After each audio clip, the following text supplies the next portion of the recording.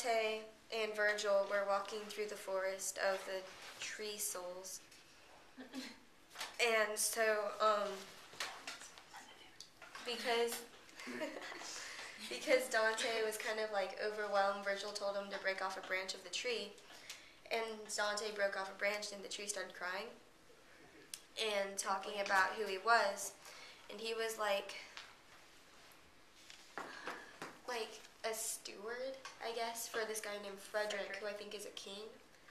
Somewhere in the back of the book. And everyone turned against him, and he went to jail. And he was falsely accused. Yeah, and so he killed himself. Yeah, but he was really bitter about it, so that's why he's in hell, because he killed himself. And so, after he tells his life story, Dante is like, what happens to you after, like, the second coming or something? Do you ever get your bodies back? And he was like, yes, you do, but, like, your bodies don't get to do anything. They're just kind of draped over a tree. Like, Did you guys catch the image there? Because the imagery there was really chilling. It's not the drape of the tree.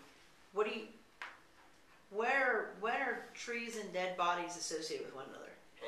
Hangings. Your dead, suicided body is hung off of you. The tree. That's gross. Okay. Yeah.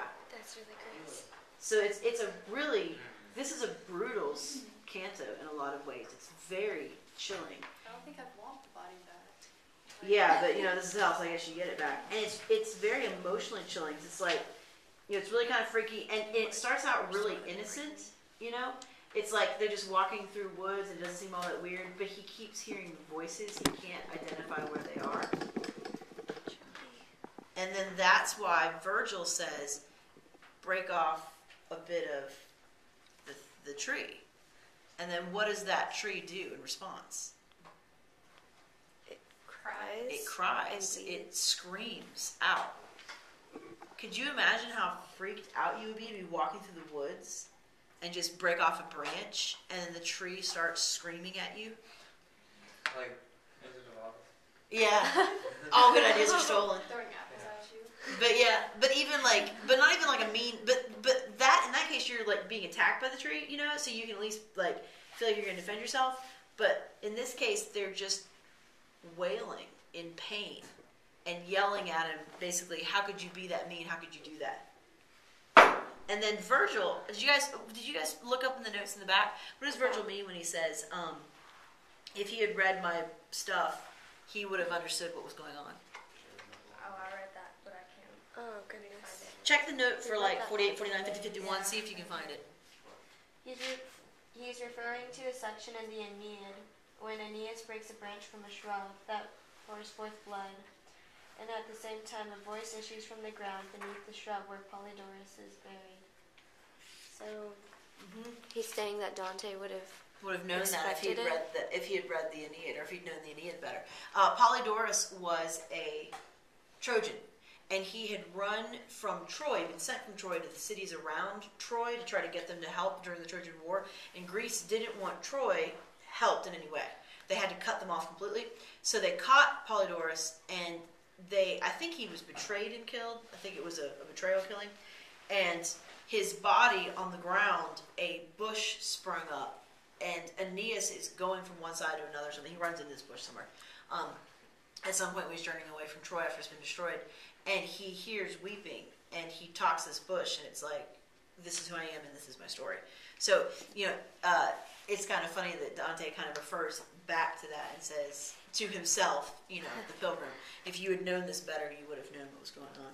All right, so guys, what questions do you have? What's going on here? What's the contrapasso? Who are the second group of people? Because there's two groups of people who are being punished here.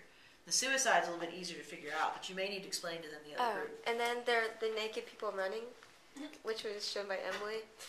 They're the profligates. Who was not naked. Yeah, she had my scarf. We wrapped a scarf around her.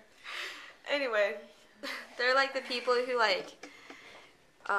hurt themselves, but they didn't kill themselves. They hurt themselves for different reasons. Like, you sure? I guess, check your notes. What? That's what I got from the notes. 115 to 21. Check. All y'all turn to 193.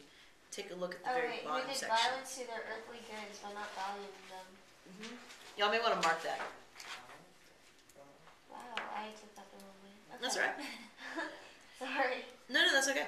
So, self-vandalizers who squandered most of their wealth and property. But are they the people who squander their stuff, or the people who just? Because it gave an example of the guy who burned his house for no reason. But that's different than spending his money. Yeah, on the stuff. page 194. Somebody thinks of that. It is the violence that distinguishes these profligates. I'm in the middle of the big paragraph under note 125 if you want to see where I am. It is the violence that distinguishes these profligates from the spendthrifts. Spendthrifts are the people we talked about who are in the big circle rock thing. But it's the violence who separate these people. These people right now who are being chased are not merely wasteful. The people before were just wasteful, they weren't violent. These people seem to have been driven by violent passions to consume their possessions as fast as possible, perhaps to outdo others in the expense of magnificence. In fact, Giacomo Sanandre is reported to have set on fire several houses on his estate just for kicks. So what questions come to mind for y'all who are listening? I can think of one off the bat. Think about who's being punished in this canto. Profligates and suicides. Any questions come to mind? Why are they being punished? Why they're being punished? Yeah, and why they're being punished together? Yeah. Does that strike you as odd? It's a controversial point in Christian theology down through time about how to deal with people who commit suicide.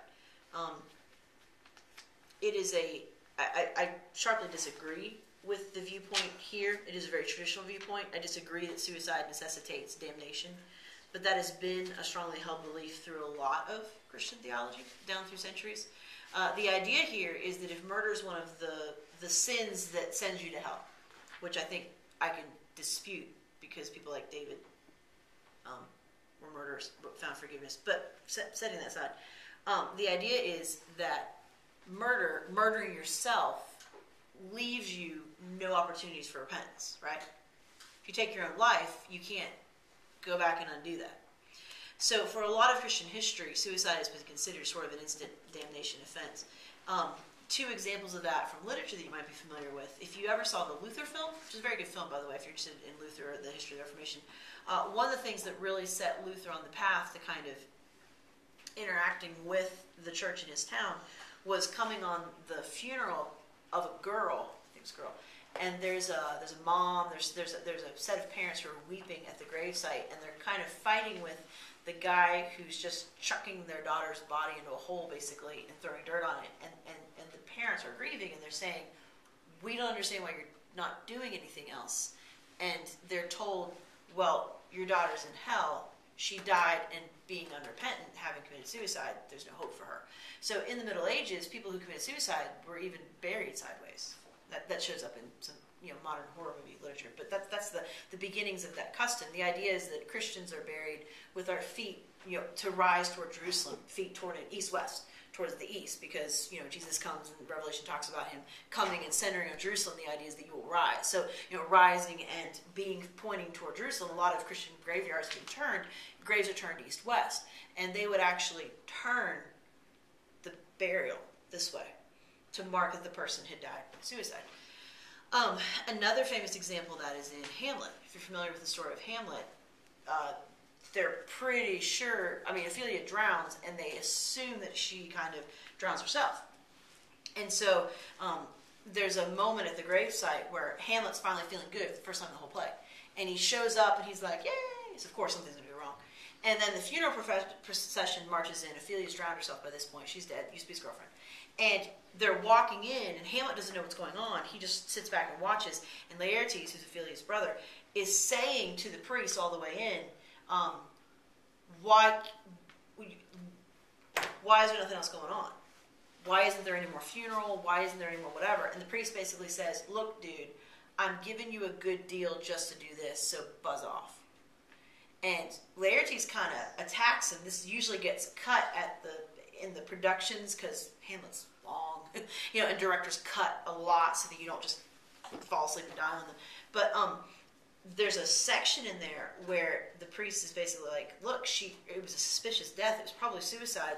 I shouldn't even be burying her. And Laertes just lights him up. I mean, he just, my sister was better than you will ever be, kind of thing. So that tradition is really, really strong.